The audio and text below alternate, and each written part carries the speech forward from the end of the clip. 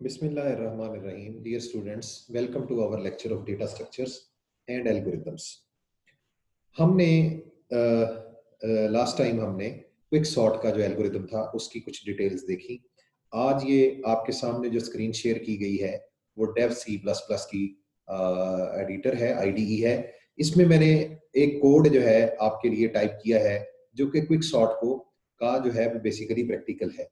तो इसमें हम ऊपर से रिमार्क्स दे देते हैं। This program sorts an array of integers using quicksort. So इसमें ऊपर वाली दो लाइनों से आप वाकिफ हैं। ये नीचे ये प्रोटोटाइप है। प्रोटोटाइप मैं इसको साथ साथ रिमार्क्स के जरिए क्लियर करता जाता हूँ। Prototype of swapping function, swapping का जो फंक्शन है उसका प्रोटोटाइप ये आ गया। उसके बाद प्रोटोटाइप ऑफ क्विकसॉर्ट फंक्शन, ये क्विकसॉर्ट फंक्शन का प्रोटोटाइप है। और इसको थोड़ा सा मैं चेंज कर देता हूँ, Q कैपिटल कर देता हूँ और S को भी कैपिटल कर देता हूँ। फिर हमारे पास नीचे पार्टीशन वाला फंक्शन है। यहाँ पे भी प्रोटोटाइप ऑफ पार्टीशन फंक्शन, जो फंक्शन अरे को पार्टीशन करेगा। इसके बाद हमारा ये प्री प्रोसेसर है जो कि अरे को pre processor constant for maximum length of अरे, अरे की मैक्सिमम लेंथ के लिए ये प्री प्रोसेसर कांस्टेंट है।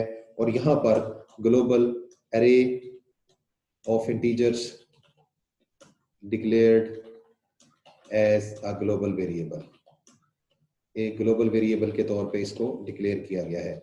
यहाँ पर इसको बजाय 11 के इसको 10 कर देते हैं और यहाँ पर इसका जो आखिरी एलिमेंट है इसको खत्म कर देते हैं। 10 एलिमेंट्स विद साइज 10। उसके बाद मेन फंक्शन को छोड़ देते हैं। सबसे पहले नीचे स्वैप के फंक्शन में चलते हैं। स्वैप के फंक्शन की डेफिनेशन आप देख लें। इसकी डेफिनेशन में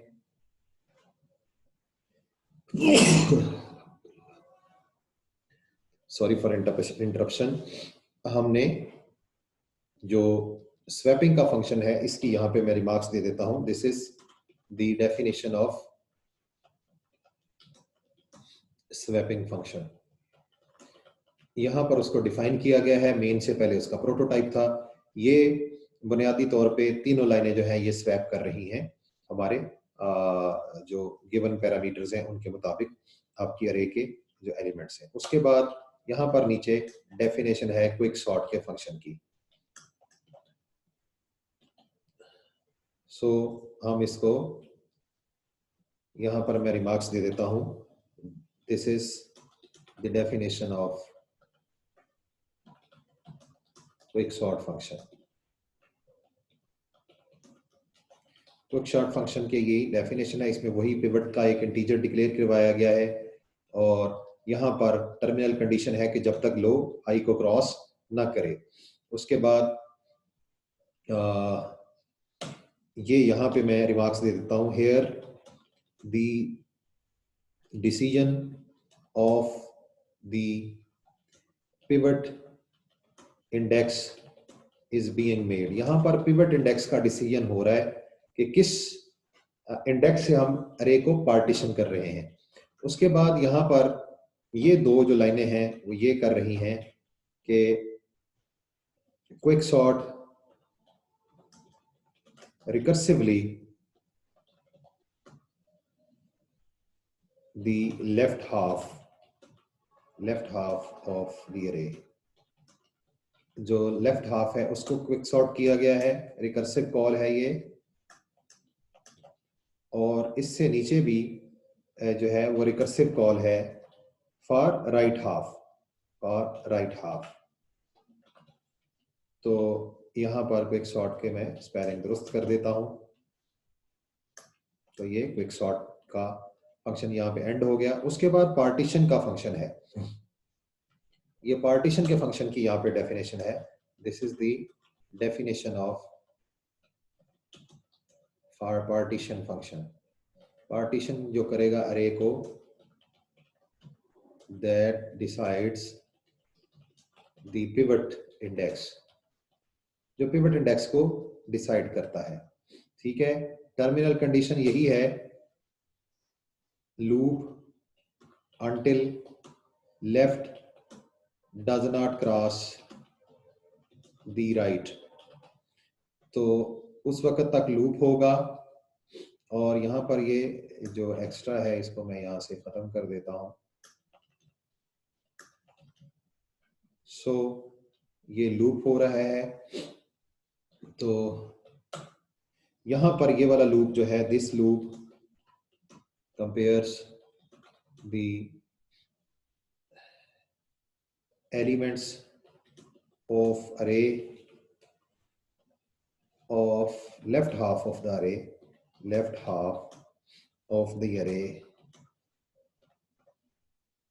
with initial pivot item।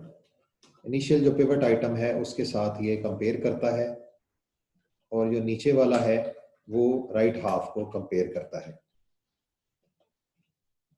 Right half of the अरे।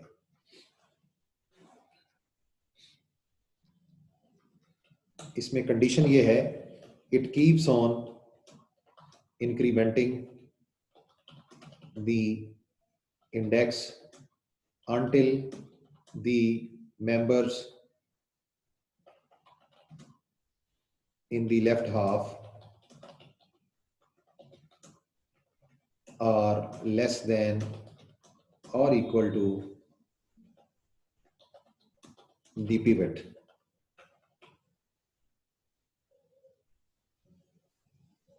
लेस देन और इक्वल टू दी पिवट। और इसमें जो नीचे वाला हमारा वाइल लूप है वो क्या करता है, it keeps on incrementing the index until the members in the right half, यहां पे आ जाएगा right half are greater than the pivot item, greater than और इक्वल टू यहां पे चल नहीं है, इसलिए द पिवट आइटम, यहां पर भी पिवट आइटम। तो ये उस वक्त तक आइटम जो है, सॉरी इंक्रीमेंटिंग नहीं, यहाँ पे डिक्रीमेंट होगा क्योंकि यहाँ से जो इंडेक्स होगा वो वापस आएगा। It keeps on decrementing the index until the members in the right half are greater than the pivot item. और अगर वो नहीं है तो फिर क्या होगा, फिर ये होगा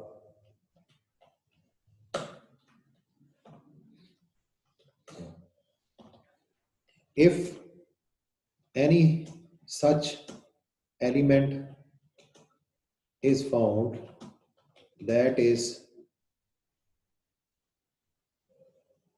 greater than the pivot item in the left half or less than the pivot item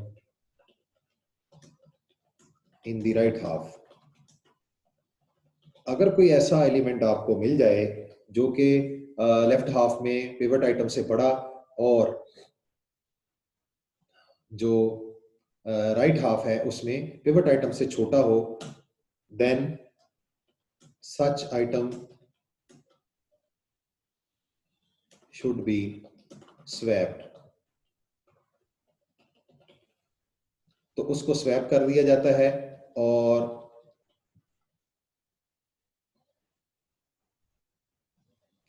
उसके बाद हम अपनी पिवट आइटम को उसकी फाइनल पोजीशन पर इन दो लाइनों में ले जाते हैं और एंड पे हम here we return the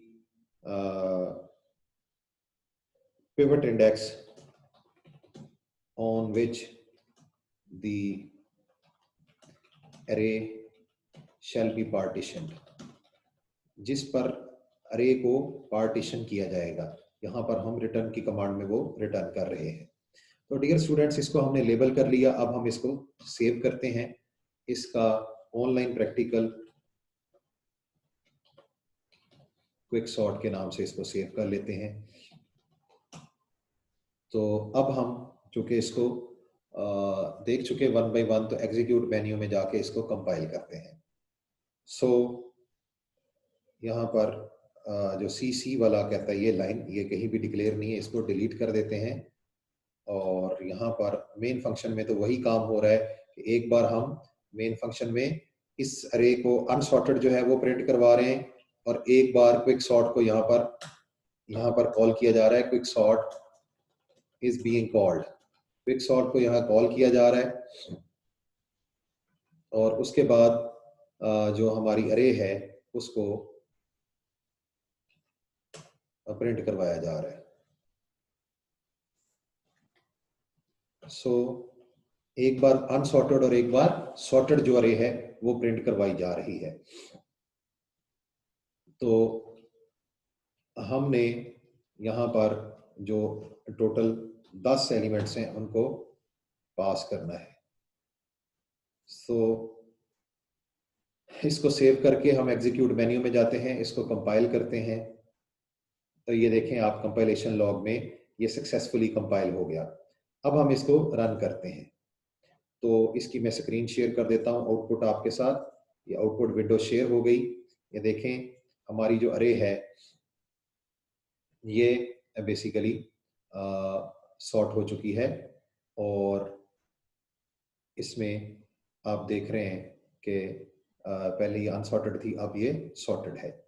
तो डियर स्टूडेंट्स, हमारी जो क्विक सॉर्ट की आपने इम्प्लीमेंटेशन देखी, इससे पहले मैं आपको इसका एल्गोरिथम भी करा चुका हूं, और इसको हमने बड़ी तफसील के साथ एक एक लाइन मैंने आपको जो है जहां रिमार्क्स देने की जरूरत थी वहां रिमार्क्स दिए हैं, और एक एक लाइन मैंने आपको इस प्रोग्राम की समझाई है। तो उम्मीद करता हूं कि आपको क्विक सॉर्ट जो है इसकी इम्प्लीमेंटेशन भी समझ आ गई होगी। इंशाल्लाह नेक्स्ट टाइम हम एक नए टॉपिक के साथ हाजिर खिदमत होंगे। तब तक के लिए अल्लाह हाफिज।